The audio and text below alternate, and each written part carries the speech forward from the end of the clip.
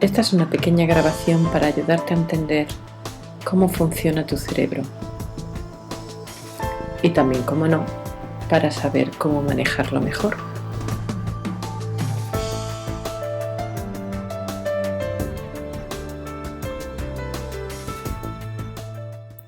Vamos a utilizar un modelo del cerebro utilizando nuestra mano.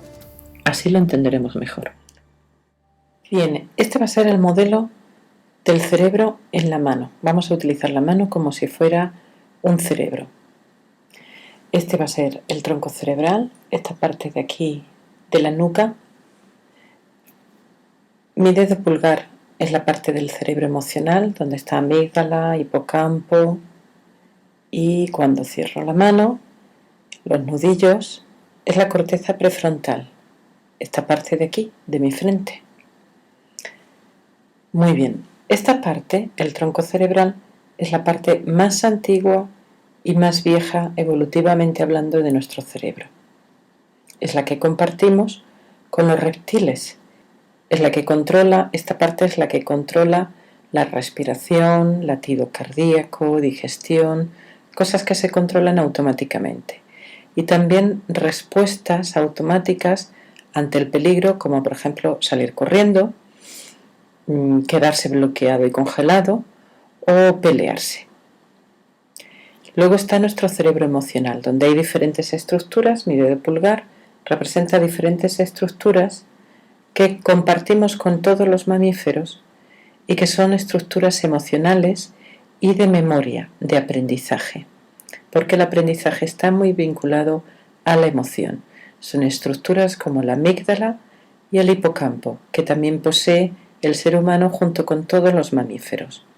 Cuando cierro la mano así, mis nudillos representan la parte estrictamente humana, la corteza prefrontal. Todo el dorso de mi mano representaría toda la corteza del cerebro, pero esta parte de aquí representaría la corteza prefrontal.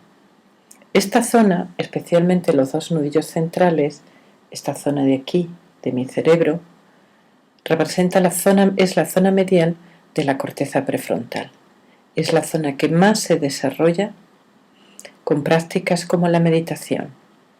Si yo levanto estos dos dedos así y vemos dónde están estos dos dedos, vemos que caen justo encima de la zona emocional. Están muy cerca, con lo cual tiene muchísimas conexiones con la zona emocional. Cuando esta zona central, medial de la corteza prefrontal es más fuerte, mis emociones están más tranquilas, más calmadas, soy más capaz de autorregularme, de autocontrolarme, de ver las cosas con perspectiva. Gracias a mi corteza prefrontal soy capaz de planificar, de ver dónde voy a tener problemas, de planificar con avance, de ver dónde voy a tener dificultades y qué es lo que puedo hacer para evitarlas o para superarlas, y con todo ello puedo llegar a la meta que me he propuesto. Sin la participación de esta zona de aquí, es muy difícil para el ser humano llegar a cumplir esos objetivos y nos vemos arrastrados por nuestras emociones, por las reacciones emocionales de nuestro cerebro mamífero y de nuestro cerebro reptiliano. Muy bien, aquí vamos a ver también los protagonistas de los que hemos hablado. En cuanto al cerebro emocional, en cuanto al cerebro que compartimos con los mamíferos, una de las partes más importantes es la amígdala. La amígdala, que se llama así porque se parece un poco a las amígdalas que tenemos en la garganta, están situadas en lo más profundo de nuestro cerebro y procesan emociones, especialmente aquellas que tienen que ver con el miedo y con el pánico. Ahí la tenemos también de frente y de costado. Pegado a la amígdala se encuentra el hipocampo, que es muy importante en la memoria y el aprendizaje, especialmente en la memoria espacial de lugares y en la memoria emocional. Es una estructura que poseen también los mamíferos y que les permite encontrar el alimento, las parejas, las crías, en el paisaje, en el lugar en el que ellos estén creciendo y viviendo, y les permite también aprender cosas que son emocionalmente importantes, como dónde hay un peligro, una serpiente o un depredador. Ese sería el hipocampo. Ahí lo tenéis situado, visto en un cerebro visto desde abajo. Aquí lo tenéis visto de frente y girando. Hipocampo es también el nombre del caballito de mar. Y es que la estructura del hipocampo, comparada con el caballito de mar, tiene una cierta semejanza. Tenéis en esa foto a la izquierda el hipocampo del cerebro humano y a la derecha un hipocampo, un caballito de mar. Y veis que son francamente parecidos. Bien, y está la gran protagonista humana, la corteza prefrontal, que tiene que ver con la planificación y la autorregulación de las emociones. Se encuentra justo en la frente, que está muy desarrollada en el ser humano. Ahí la tenéis representada en verde, la frente y la parte que hay detrás de los ojos. La parte que hay detrás de los ojos es la que está más implicada en el control emocional. La parte pintada en rojo en esta visión del cerebro desde abajo sería toda la corteza prefrontal, toda la parte de abajo de la corteza prefrontal. Es la parte estrictamente humana, puesto que en los animales, en los mamíferos más evolucionados incluso, la frente es huidiza y no hay tanto espacio, no hay tanto desarrollo de la corteza prefrontal. Bien, el problema ocurre o se da cuando aparentemente el pasado parece presente. Algo malo que ha ocurrido parece no poder parar de estar presente en nuestra mente, en nuestro corazón, en nuestras vidas. A veces nos ocurren cosas buenas y cosas malas. Llamamos cosas buenas aquellas que nos resulta agradable vivir y recordar, y cosas malas a aquellas que son duras de vivir y quizá también de recordar. Curiosamente, podemos aprender mucho de los dos tipos de experiencias y podemos aprender mucho de las experiencias que llamamos malas. Pero a veces algo va mal, no logramos aprender y parecemos atrapados en un bucle emocional en el que siempre que recordamos el pasado lo hacemos reproduciendo el malestar emocional inicial. ¿Por qué ocurre esto y qué podemos hacer? Vamos a hablar primero un poco de cómo funciona la memoria, de dos sistemas de memoria que tenemos, la memoria implícita y la memoria explícita.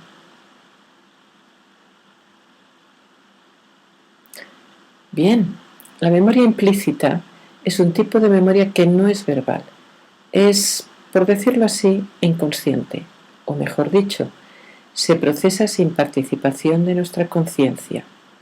Está presente desde antes del nacimiento, utiliza la parte emocional de nuestro cerebro por medio de una estructura que se llama amígdala y que ya hemos visto.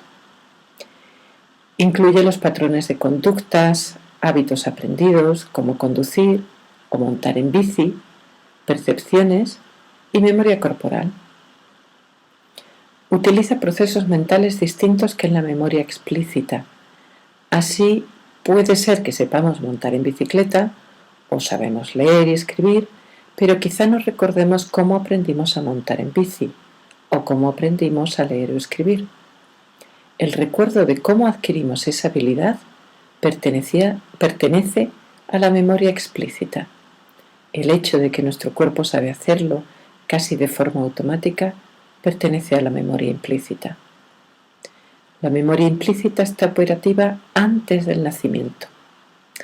Los bebés son capaces de reconocer la voz de la madre, los latidos de su corazón, y cuando se hacen experimentos con bebés que escuchan ciertas músicas, son capaces de reconocerla una vez que han nacido. La memoria implícita se codifica siempre y puede codificarse aunque no prestemos atención a lo que estamos haciendo. Cuando se la recuerda, no hay sensación de estar recordando algo. Cuando montamos en bici, no tenemos la sensación de estar recordando algo. Podemos a veces tener unos sentimientos muy fuertes o sensaciones físicas, pero no tener ninguna sensación de estar recordando algo. Así la memoria implícita tiñe con un color, con un tono, las experiencias del presente, y no somos conscientes de que ese tinte, ese tono emocional, puede ser un recuerdo.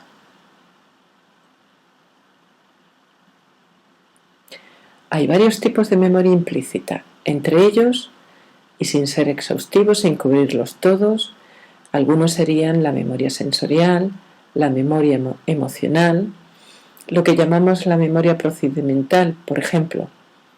Si sabes escribir a máquina o en el ordenador y te pregunto dónde está la O, si no intentas reproducir alguna palabra con tus manos, no la encontrarás, no sabrás exactamente dónde se encuentra.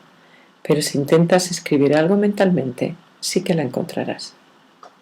También el condicionamiento de comer a unas horas, por ejemplo, de que ciertos sonidos nos recuerden algo o de ciertos olores nos recuerden algo positivo o negativo. Modelos mentales que poseemos, que hemos aprendido a lo largo de nuestra vida con la repetición de experiencias una y otra y otra y otra vez. Bien, pero ¿dónde está la memoria implícita? No se puede pensar en un recuerdo de la memoria implícita, pero se la ve en las actitudes, en las creencias y conductas, en reacciones a gente, a lugares, a acontecimientos. Una reacción exagerada a algo puede ser atribuible a una sensibilización basada en un aprendizaje anterior. En el siglo XIX, las mujeres ante ciertas situaciones se desmayaban. Podía ser un reflejo de la memoria implícita y también un reflejo de un modelo mental.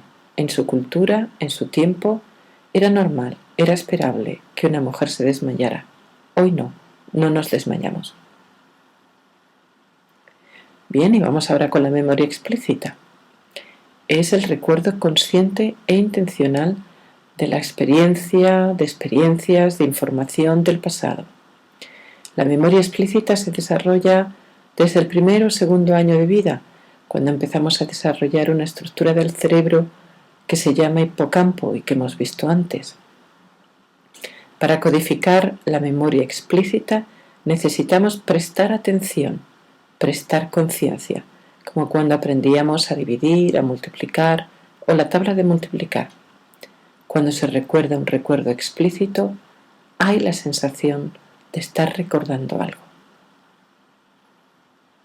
Muy bien, y vamos a hablar ahora un poquito de emoción y memoria.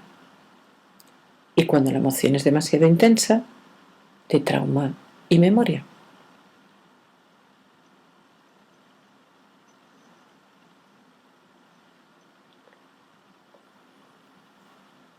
Muy bien, la relación entre emoción y memoria se suele decir que tiene una forma de U inversa. Si algo nos produce muy poca emoción, seguramente lo vamos a recordar mal, nos aburre. Si algo nos produce una intensidad adecuada de emoción, lo vamos a recordar muy bien.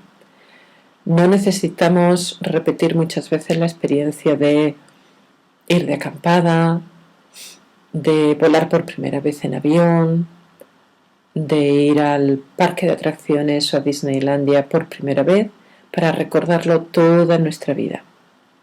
Sin embargo, si la emoción es demasiado intensa, si es traumática, abrumadora o terrorífica, entonces el hecho puede ser mal recordado. ¿Y por qué ocurre eso?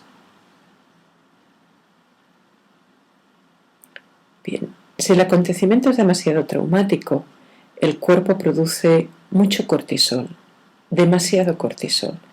El cortisol tiene en el cuerpo funciones antiinflamatorias, nos prepara para una posible herida, nos prepara para un posible trauma físico, algo que era frecuente en nuestros antepasados, de donde nosotros venimos, en el Paleolítico, en el Serengeti. Este exceso de cortisol, sin embargo, bloquea el procesamiento en el hipocampo, que se ve mermado y se cierra durante el hecho traumático. Y cuando no se puede almacenar un hecho como un recuerdo explícito, el cerebro lo almacena como un recuerdo implícito. Si el trauma es muy severo, y el hipocampo queda bloqueado, las horribles sensaciones y experiencias inundan la amígdala y son almacenados como recuerdos implícitos. Ya no tenemos control sobre ellos y nos inundarán en los momentos más inesperados.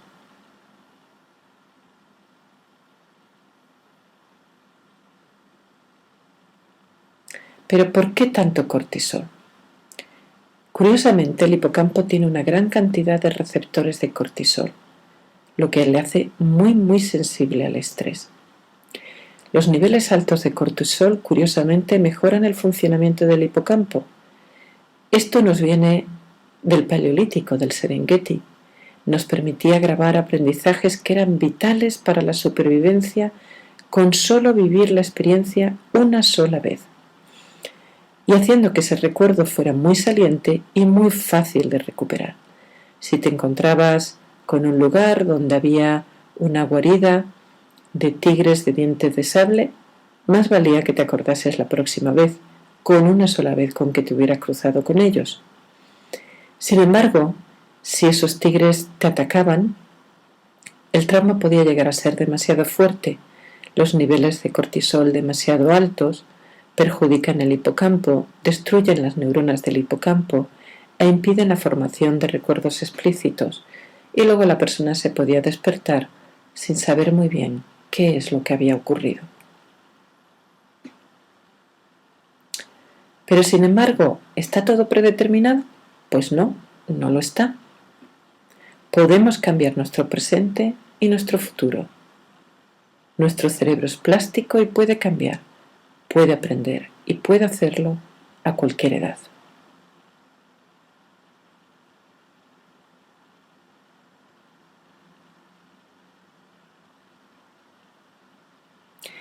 La investigación demuestra que no importa qué es lo que haya pasado en la vida de una persona, lo dura que haya sido su infancia u otros acontecimientos traumáticos vividos en otros momentos, el ser humano tiene siempre la capacidad de recuperarse y de estar equilibrado, de permanecer en equilibrio. A esta capacidad se le llama resiliencia, que es una combinación de la capacidad de resistencia y de la de flexibilidad. Parece ser que lo importante, independientemente de lo que haya pasado, es poder dar sentido a lo que ocurrió. Es importante poner nuestra experiencia en palabras para desarrollar nuestro potencial como seres humanos y encontrar un sentido, un porqué a lo que hemos vivido. La historia que nos contamos a nosotros mismos, nuestra historia, el hilo de nuestra vida, un hilo externo y observable del mundo con nuestra experiencia, nuestra vivencia interior. El ser humano siempre ha contado historias, es parte de nuestra cultura y de nuestra herencia evolutiva, es una necesidad impresa en los circuitos de nuestro cerebro.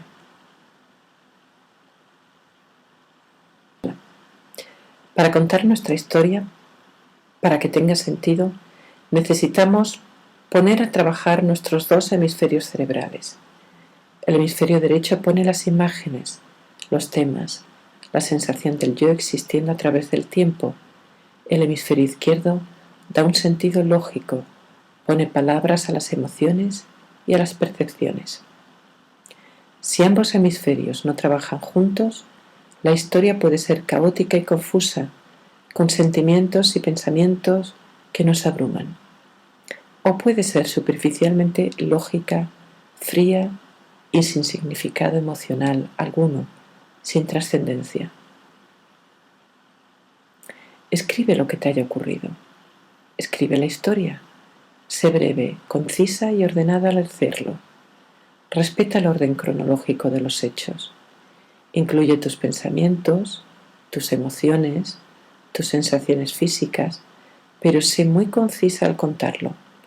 Evita las poesías, el drama y el desarrollo excesivo. Lo breve indica que el hemisferio izquierdo está trabajando. Es decir, escribe: sentí rabia, lo noté en mi mandíbula, en lugar de sentí una rabia que me traspasaba y me dejaba sin habla. Y sobre todo, escribe qué has aprendido de esa experiencia, ¿qué te ha aportado como sabiduría? Es decir, no valdría, he aprendido que todos los hombres son unos egoístas, porque eso pone el centro de la experiencia en algo que no eres tú. Tú no tienes el control en ese aprendizaje, tú no eres hombre. Sin embargo, si dices, he aprendido a poner límites, es un aprendizaje centrado en ti, en el que tú sí tienes el control.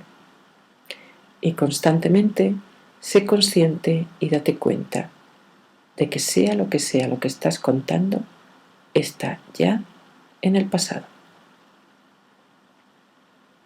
Hazlo si es posible después de meditar. Si practicas meditación o mindfulness, tu corteza prefrontal medial, de la que hemos hablado en el vídeo, será cada vez más fuerte y tendrá más capacidad de regular tus emociones. Haz este ejercicio de escritura después de tu meditación. Te será más fácil ver qué has aprendido de esa experiencia. Puede ser que hayas aprendido que eres fuerte, que tienes gente a tu lado que te ayuda, que tenías capacidades desconocidas por ti. Sea lo que sea, te será más fácil verlo después de una pequeña meditación. Cuando tengas emociones negativas, detente y sé consciente de que esas emociones no eres tú. Están originadas por tu amígdala, por una parte de tu cerebro que puede ser controlada por otra parte de tu cerebro y que se pueden cambiar con lo que tú haces y lo que tú piensas. Las emociones determinan lo que haces y lo que piensas, pero también funciona al revés. El modo en que piensas, las cosas a las que decides prestarle atención, cambian tu cerebro. Tú puedes controlar tu mente. Cuando te vengan recuerdos del pasado, cuando te inunden esos recuerdos negativos, igualmente busca tu centro, practica tu meditación, descubre qué aprendiste de esa experiencia y repítete que ya está en el pasado, que ya se terminó. Sea lo que pasó, has sobrevivido a ello y estás aquí. Puedes vivir el presente si tu mente se centra en el presente. Cada vez que lo logras, es un pequeño triunfo, un pequeño aprendizaje. Repite y repite la experiencia de dar sentido, de autorregular las emociones. Solo con la práctica y la repetición se convertirá en un nuevo hábito. No aprendemos nada sin repetición. Así que repite y repite la práctica y repite esta grabación, si puedes, varias veces al día. En varias semanas empezarás a notar la diferencia.